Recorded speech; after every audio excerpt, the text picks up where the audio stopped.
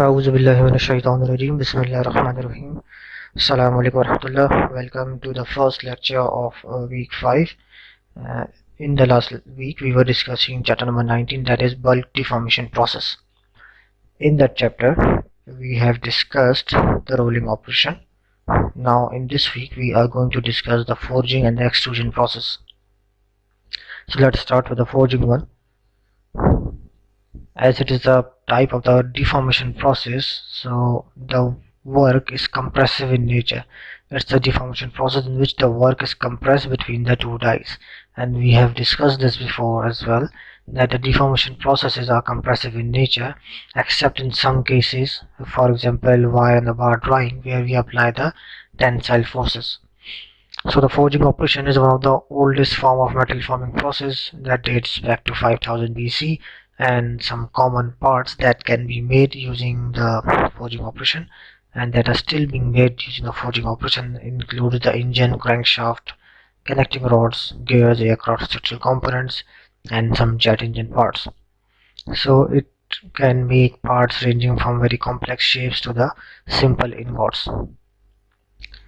So forging operation can be classified based on three parameters.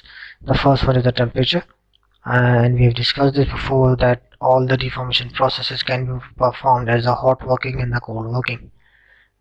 So the first one is based on the temperature, second one is based on the type of force being applied, and the third one is based on the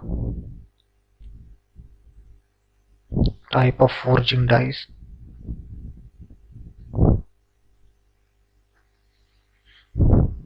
Right, so in the type of forging die we have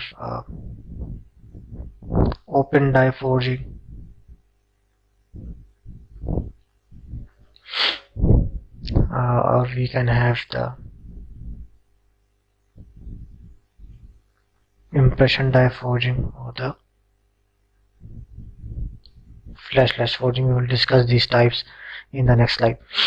So we have the based on temperature we have the hot forging or the cold forging. As we know that in the hot forging our primary concern or objective is the significant deformation of the shape change, and due to the hot forging we reduce the strength of the material but increase the ductility in the work material.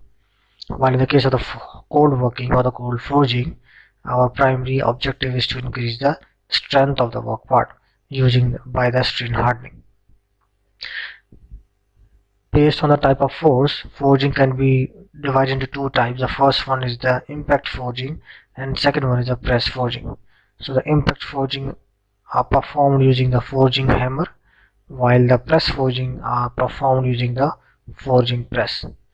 So in impact forging the load applied on the work part is the impact load. So what is the impact load? That is load applied for an instant, or the force applied for an instant, or for a short period of time. That is the impact load. While in the case of the press forging, using the forge press, we apply the pressure gradually. So these are the two classifications for the forging operation. The third one is the type of the forging dies, that has open die forging, impression die forging, and the flashless forging. So in the case of the open die forging we have the two flat dies, and the work part is compressed between the two dies, and there is no restriction to the metal to flow laterally.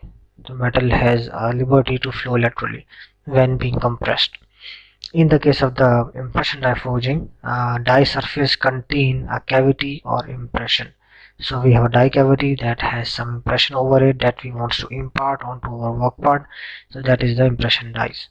One thing is that in this kind of the forging, the metal flows into the gap between the two dies, as you can see here.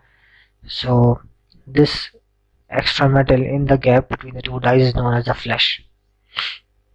There are certain advantages of the flash as well, which we will discuss in the next slide. Then the third one is a flashless forging. It is also known as a closed die forging, in which there is no chance of there is no formation of flash, One thing we need to care of is that we need to feed the material carefully, taking into consideration the volume in the die cavity. So the equal amount of volume should be fed. So what is the open die forging? As we have seen, in open die forging you have the two flat dies and the work part is being compressed between the dies.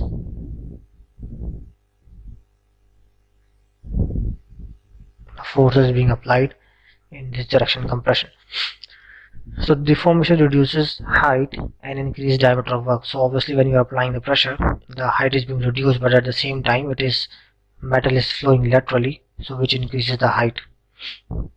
As you can demonstrate at your home as well, if you compress something, it flows laterally, its diameter increases, its thickness increases if the height is decreased.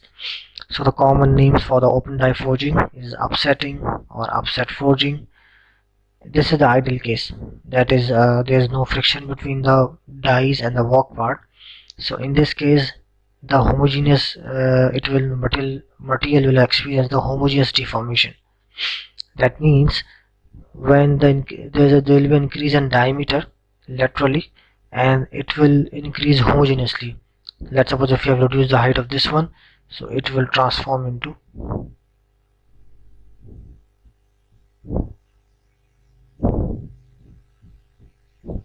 you can just reduce the height.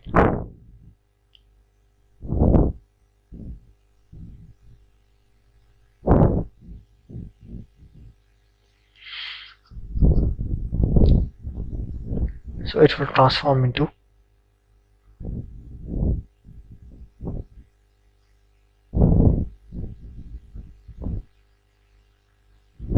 this one. As you can see here, the height has been reduced here and the diameter has been increased, right? But the metal has deformed homogeneously, that there is no inhomogeneous deformation. What is inhomogeneous deformation? Like, what if our work part is like this,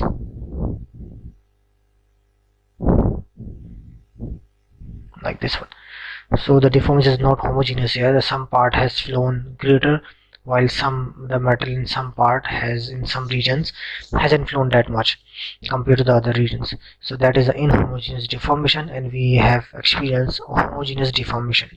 But obviously that is the ideal case when we have no friction between the work part and the die.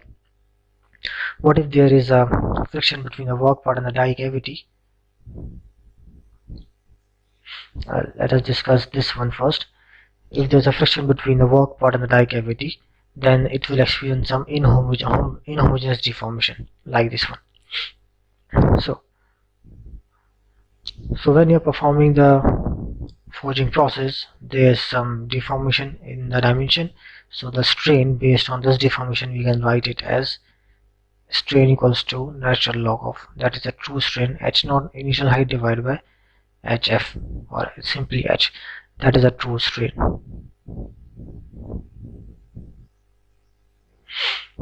So based on this we can calculate the forging force. As you know, force is equals to stress into area. So in this case we have the flow stress into the area, and here this area is the cross sectional area, right?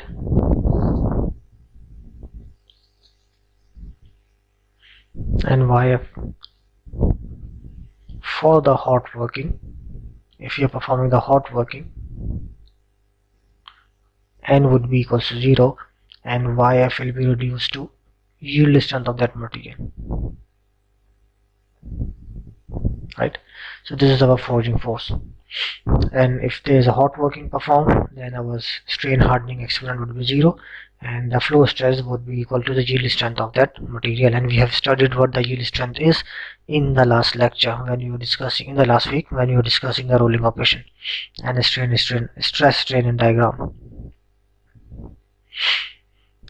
So what if there is a friction between the die cavity and the work part? If there's friction between the die cavity and the work part, an effect comes into play that is called as the barreling effect. That is known as the barreling effect. Right? So what happens, let's suppose you're performing the hot working and our work part is at very high temperature while our die cavity or the dies are at the room temperature. So when they both comes in contact with each other, it starts to cool down from the outer surface because of the heat transfer at the contact surface. The outer surface of the work part starts to freeze, but the inner side of the work part is still hot. So once we apply the pressure, although the outer surface tries to retain its shape because of some solidification, while the molten material deep inside or the near molten material deep inside, when we apply the pressure, it flows laterally. And because the material at these edges are in contact with the die cavity, so there is a rapid solidification here, so the flow of metal is less near the die cavity while the flow of metal is maximum toward the center, away from the die cavity. So that's why we have a bulging of our work part. This bulging effect is known as the barreling effect. You can say this bulging of work part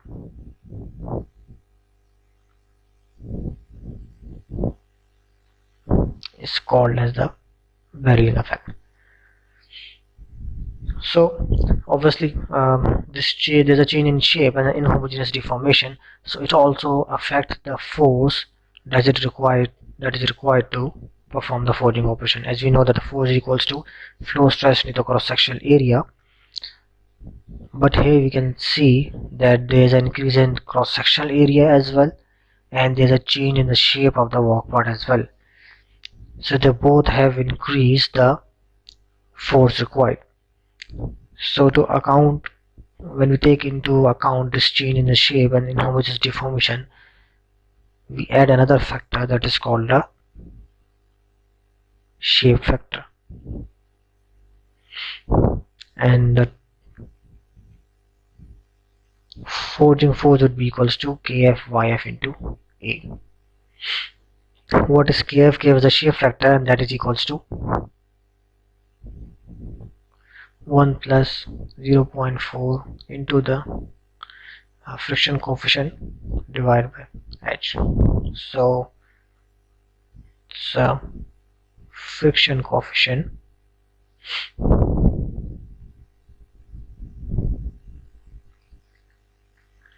d is the diameter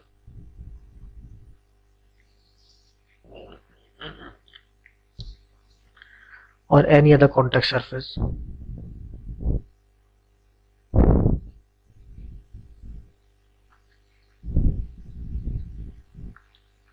and h is the height or any other dimension that is being reduced, right? So d is the diameter, the contact surface of the die cavity, and h is the height or the dimension that is being reduced. So this is our final formula when we take the inhomogeneous transfer deformation into account or the change in shape into account. So that is known as the barreling effect. So in the open die forging, work is deformed into a contoured cross section rather than the flat rectangular shapes, right? So that is not always the case that we deform the work part on the flat surface. Rather, we have some application in which we prepare the material for some further processing. So in some cases of open die forging, we prepare the material for further processing. So there is some contoured shape of dies to accomplish some grain flow in the specific direction. Right. Our primary purpose for these contoured surfaces in the die cavity is to achieve grain flow and metallurgical structure in our favor.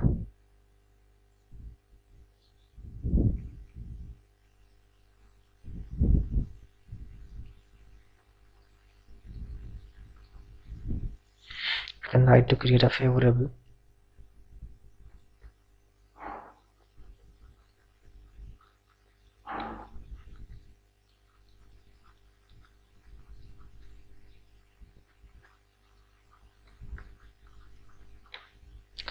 So for this purpose, in the open die forging, we have some specialized form of dies. The first one is called as the flurry, that is known as the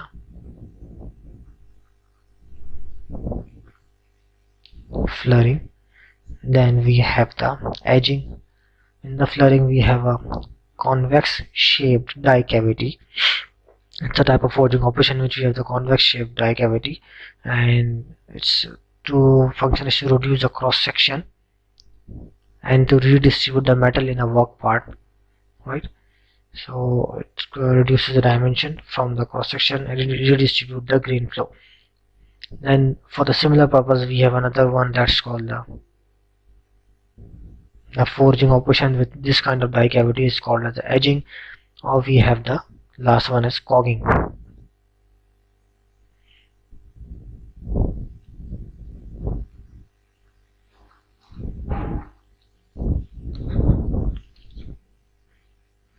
And the last one is known as the cogging. Cogging is also known as the incremental forging. Let's suppose we have the long bar and like this one, and it has some thickness T0, and we want to reduce the thickness of whole bar to some Ti. So what will you do? We will incrementally hammer this bar along its whole length. So this incremental forging is called as a cogging. So these are some specialized type of the open die forging operation. Now for the case of the impression die forging, that is also known as a closed die forging, compression of work part by dies with inverse of the desired shape, as we have discussed previously, that the die cavity has the inverse of the shape. The flash is formed by the metal, it goes into the gap between the die cavity, so and this flash will be trimmed away when the operation has been completed. But there are certain advantages of this flash formation. What happens, especially in the hot working when the metal is in the near molten state, so when we apply the pressure, this metal flows into this cavity and rapidly cool down, so it creates a barrier for the metal inside to flow further. Rather, it will exert some compressive forces onto the metal. So this compression or this enclosed area, because of this flash formation, creates a compressive force onto the metal in the die cavity. So this compression helps to fill all the intricate or the fine geometries within the die cavity. Let's suppose we don't have a simple die cavity, rather we have a die cavity with some minor details. So this compression will help the metal to flow into those minor details. So this is one of the advantage of the flash formation. And in hot forging, it obviously stops the flow of the metal. So this is the advantage of the flash formation, and it is to be cut away after the process has been completed. So there are certain limitations and advantages for this one. If we go on to the limitation, in the case of the impression die forging, the production rate is higher if we compare it to the machining from the solid stock. So the production rate in the impression die forging is comparatively higher. The conservation of metal, we have a very less waste of the material in the forging operation. In bulk deformation as process as a whole, the waste metal is less, as we have discussed in the first lecture. Because of the compression during the process, it has a greater strength, and we can have a favorable grain orientation. Let's suppose we are using a part that will undergo higher forces in some region and lower forces in some other region. So we can arrange the metallurgical structure, or we can arrange the flow of grains in our favorable direction, so that we can have a higher strength in the particular regions of that part, so it can bear the higher forces. But this facility is not available when you are performing the machining one. As you can see here, this one is made from the forging operation, and this is made from the machining operation. So we have the radial grain orientation in this region, we have some radial grain orientation in this region for the higher strength, and we have some straight flow of the grains. While in the case of the machining, the grain flow is uniform throughout the part, and obviously that is not favorable because all the regions are not going to experience the same amount of forces. There's some limitation to the impression die forging as well. It does not have capability of close tolerance, means we have to adjust the dimension after the process. We don't get very precise dimension. Machine is often required for this one, and especially when we require features such as we want to create holes or threads or other meeting surface to fit with other components, so we do require machining at the end in the case of impression die forging. But that's not always the case when we're dealing with some complex shapes, so we do require the machining towards the end of the impression die forging process. Then let's jump to the impression die forging practices. Although several forming steps are required in impression die forging, it's not the case that we achieve a shape in a single step. Rather, we have multiple steps to achieve the shape in the impression die forging, and we use the same formula as in the case of the open die forging, but its interpretation is slightly different. This equation applies to the maximum force during the operation, right? And this force is taken to be maximum during the operation, so that's why we assume it. We consider the lowest, or the, you can say, maximum strain that can be produced in this operation, or that is required in operation while calculating the force. Why we consider the maximum strain? Because so that we can have the maximum force that is required, and based on the maximum force we can check out if our machine forging plant is capable to exert that amount of force onto the work part. So that is why there is a maximum force that is applied during the operation, because it will determine the capacity of the forging press or the hammer. So based on this value, we will determine how much capacity of forging press or hammer do we require for our operation. And we have discussed the maximum force is reached at the end of the forging stroke. Why is that so? Because at the end of the forging stroke we have the maximum strain that is produced, or we have the maximum strain hardening as well that is produced toward the end of the stroke. And also the contact area with the die cavity is also increased, so the friction has also increased. So there are multiple factors that contribute to the increase in the forging force towards the end of the stroke. So while dealing with the impression die forging, we have some certain predefined values for the shape factor. That is, if we have simple shapes with the flash, that is 6. We have some complex shapes with the flash, that is equals to 8, or we have very complex shape with the flash, that is equals to 10. And some flashless forging, we can have 6 or 8.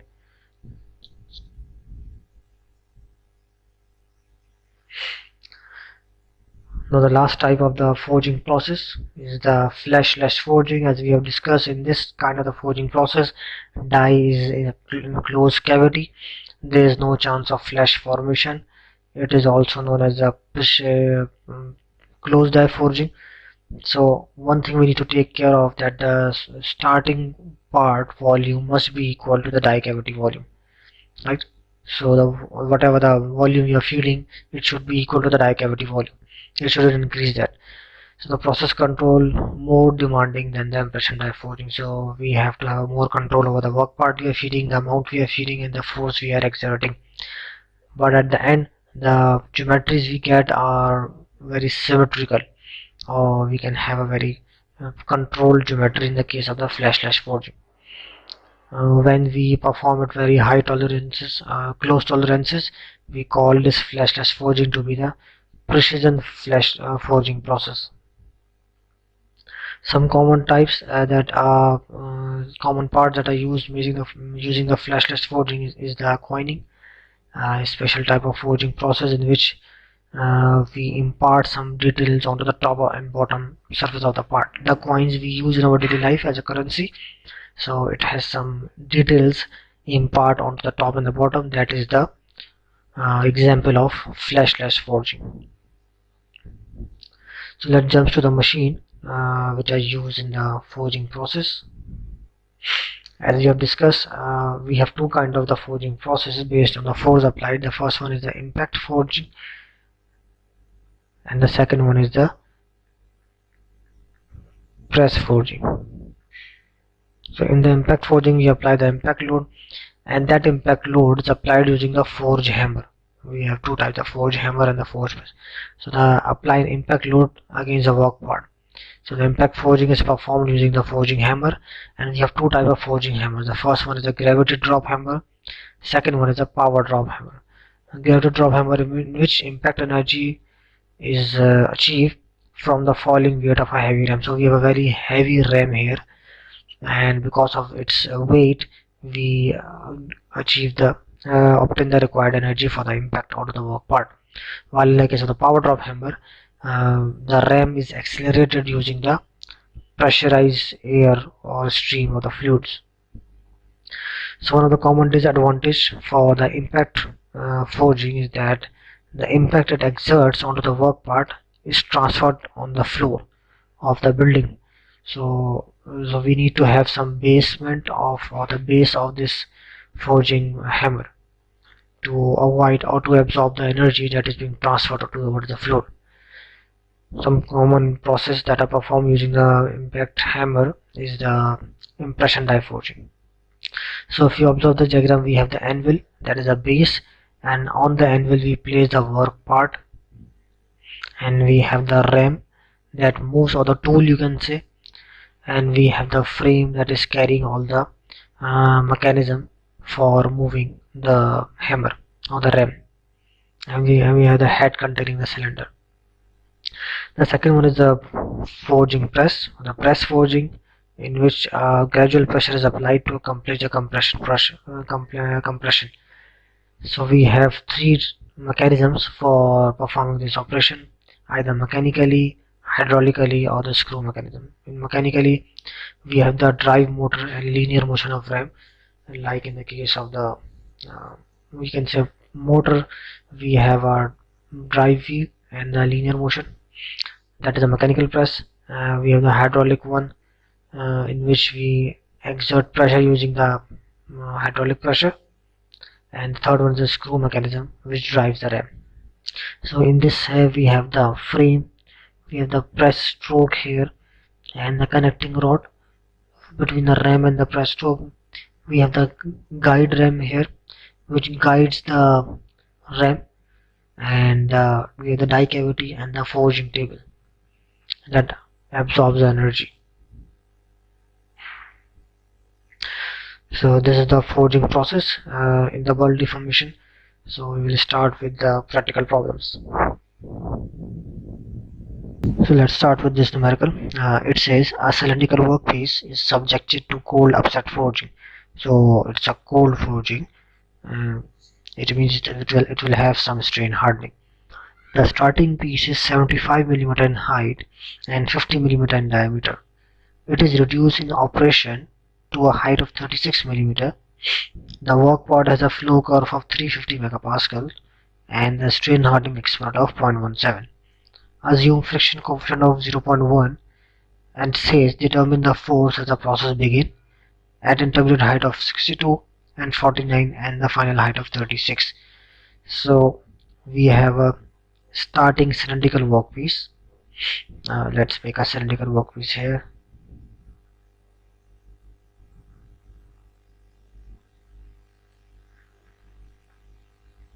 Right. And it says it has a starting piece at a 75 mm height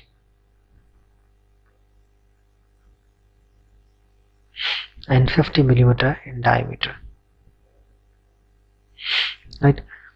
It is to be reduced to a height of 36 mm. Right. It is reduced to a height of 36 mm.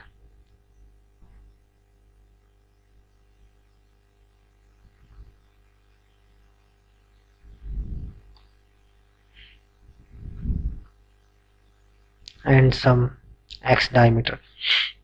As we know, the diameter will increase when we reduce the height. Right. It says the strain hardening exponent is this and this. So we need to find out force as the process begins.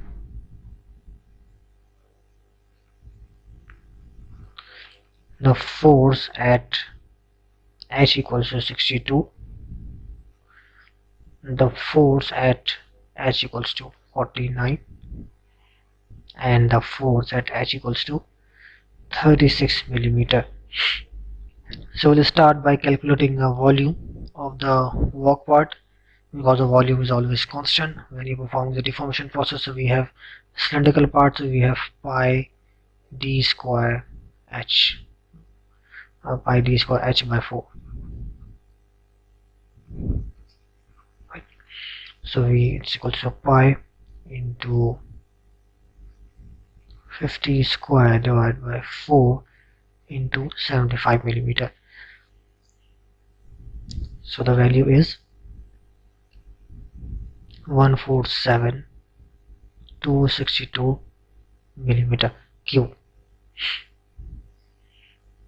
At the moment, contact is made by the upper die that has H equals to 75 and the force. So now it says calculate the force at the beginning of the process. So in the beginning of the process, the die has just come in contact with the work part. Die has just come in contact with the work part, and it has started to apply the pressure. So for the ductile material, if you see, just leave it for now. What will be the force that is required? Force equals to YF into A, right? We are not adding the factor for compression, right? For the beginning of the force, so we will have YF equals to K epsilon into exponent n. We know what the K is, but we are not what will be the strain, because a process has just begun. So when we draw the stress strain curve for a ductile material,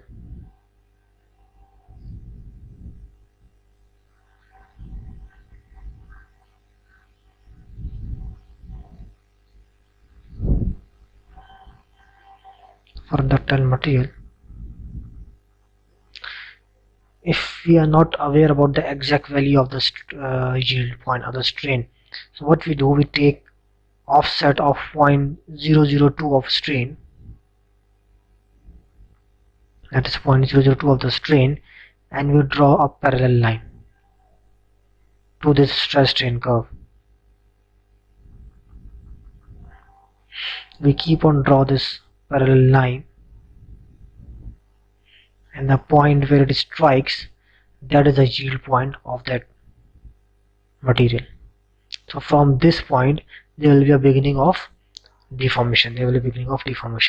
So it means at the beginning of the deformation we have the strain equals to 0.002. So we will take the strain value at the beginning of the process equals to 0.002. That's what I did. We are discussing the first one, the beginning of the process, right? So the YF would be equal to, the K is 350 and that is 0.002, and the strain hardening exponent is 0.17. So that would be equal to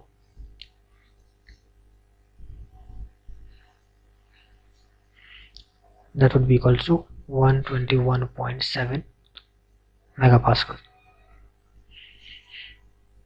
So now the diameter is approximately 50 millimeter. We know the diameter is equals to 50 millimeter, and the area that is in contact with the die cavity, that would be equals to pi d square by 4, and it would be equals to pi 50 square by 4, that is equals to 1963.5 millimeter square. So now we'll calculate the shape factor, because once the deformation has started there will be a slight change in shape as well. So we will take that shape factor into account, that is equals to Kf 1 plus 0.4 into 0.1, that is a friction coefficient, into 50, that is a diameter, divided by the height, that is 75 to 1.027. That is the value of the shear factor. As you can see, the shear factor is just approximately equal to 1, so there's very little effect. The shape has slightly deformed. So we can calculate the forging force as the process begins. So our forging force at the beginning of the process would be equal to shape factor into the flow stress into area. So it would be equal to 1.027 into the YF. What is the YF here? 121.7 into the cross sectional area, that is 1963.5. So the force at the beginning of the process would be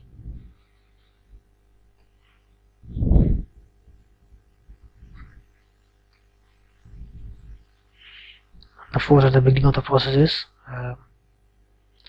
245,410 megapascal. This is the value of the force at the beginning of the process. Now the second part, it says calculate the force when during the deformation when the height reaches at 62 millimeter. Let's suppose we are deforming the part and now the current height is 62 millimeter of this cylindrical body. So what is the force required for further deformation? So we'll just leave the volume and I'm erasing the rest.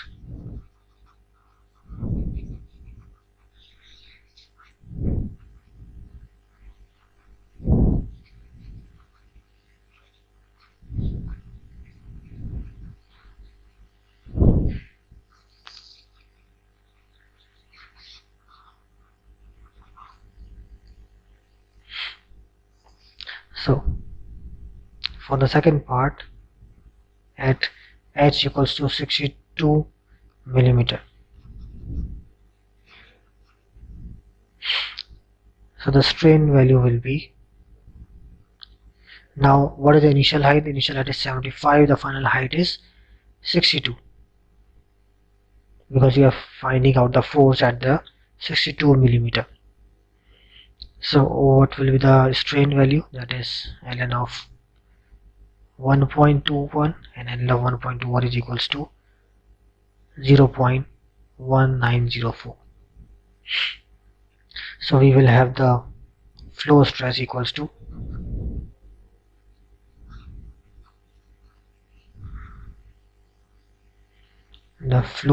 would be equals to 350, that is flow curve K, and 0.1904, that is the strain, and exponent n, that is a friction coefficient, that is 0.17.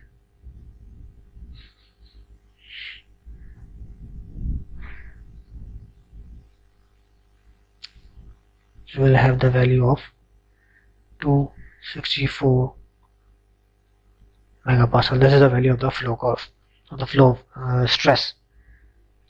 Now as we have the constant volume, so if the height is being reduced, the diameter will increase, right? So what was the original area? What was the previous area we had calculated? It was equals to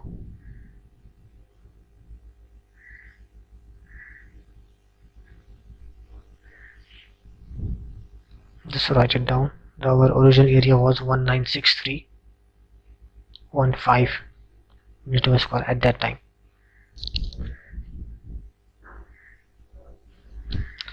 So to calculate the current diameter, we know that to find out the current area we will divide the volume, because volume is constant, divide by the height, because we know the height. The volume is constant throughout the process and we have divided the volume by the height, we will get the area. So that is, what was the volume? That was 147,262 divided by the height, and the height is 62 for this one. So the remaining what is left is the area, that is 2375.2 millimeter square. So using this area we can calculate the diameter.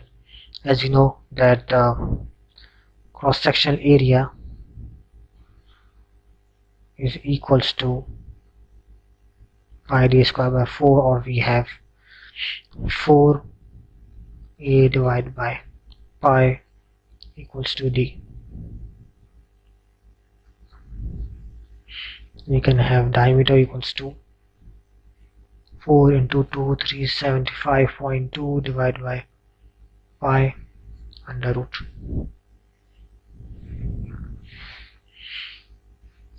So the diameter is equals to 55 millimeter. This is the value of the diameter, and the height equals to 62 millimeter. So based on this diameter and this height, we can calculate the shape factor. The shape factor would be equals to 1 plus 0.4 into 0.1 into 55 whole divided by 62. So the kf equals to 1.035. So now we have the shear factor, we have the flow stress, and we have the area. So based on these we can calculate the force. Shear factor 1.005 into the flow stress, that is 264 into this cross section area. So our force will be